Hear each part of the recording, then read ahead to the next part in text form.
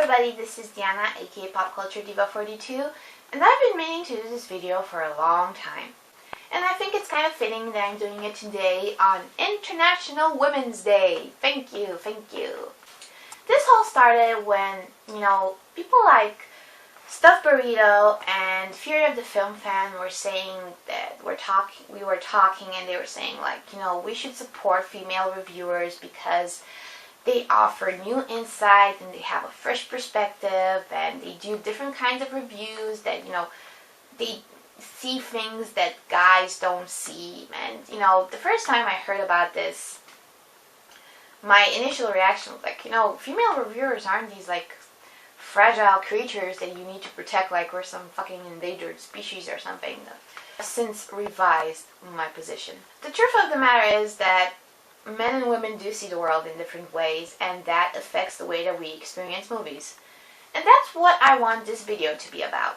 First of all, let me just say that these are just my theories. This is in no way the gospel truth. I do not mean to overgeneralize, and if you do not relate to what I'm saying in the video, just leave a comment, but don't hate. So men and women at the movies. I like to, in short form, I like to say that, men react and women relate. What I mean by that? Well, first of all, let's just look at the mind of man. And I think you're seeing this in reverse, and I apologize. Anyway, the mind of man. Everything is nice, simple, clear, very deterministic. You have cause and effect type of relations. A leads to B, C leads to D. You make a decision like, you need to buy a new pair of pants or something. This is you without pants. Your ass is bare, your ass is out there to the world to see. Bam! You have pants, okay? Your ass is covered. Everything is fine.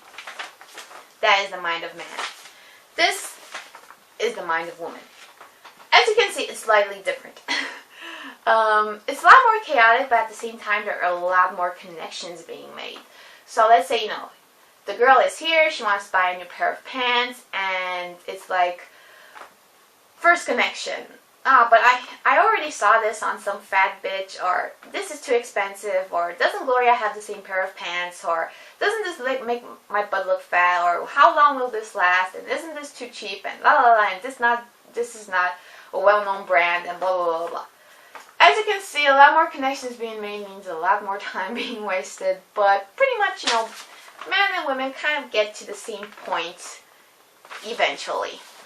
And this is pretty much how it goes when experiencing movies.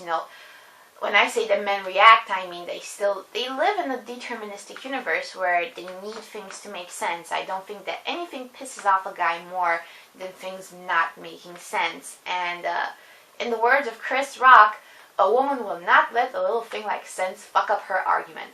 When men watch movies, I think that the level of pleasure that they get from that movie is the more unpredictable the movie is, but at the same time follows the same basic rules that the man is aware of, the more pleasure he will derive from it. Like, say for instance, you have a basic scenario like good guy needs to go after the bad guy.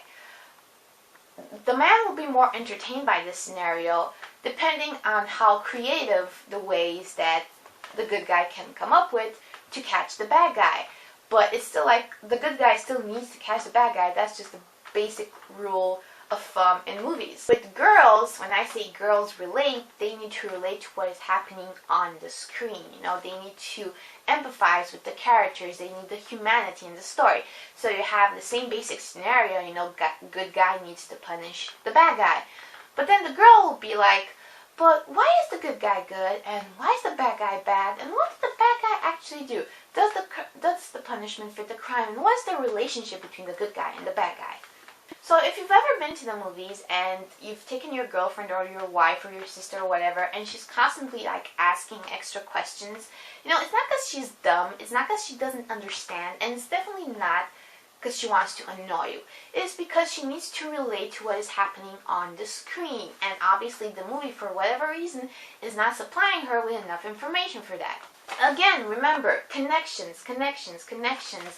You may be surprised to find out, but actually the left and right hemisphere in a female brain actually talk to each other. Ergo, relating to what is happening on the screen is very important to us because we need to make those connections. But how does this pertain to movie reviews? Well, you know that feeling when you watch a movie and it was kind of okay, or you watch it and you don't like it, but you don't really know why you don't like it? Well, I personally believe that 9 times out of 10, that comes up because the movie failed to have any kind of emotional connection with you. So if you find yourself in that situation where you can't really articulate why you liked or didn't like a movie, you should definitely see a review made by a female reviewer because, you know, females, outside of being the better communicators, sorry guys, but, you know, like, our hemispheres talk and shit. Like, who does that? Females just have a better understanding of the connection, the emotional connection that's supposed to be between people and stories.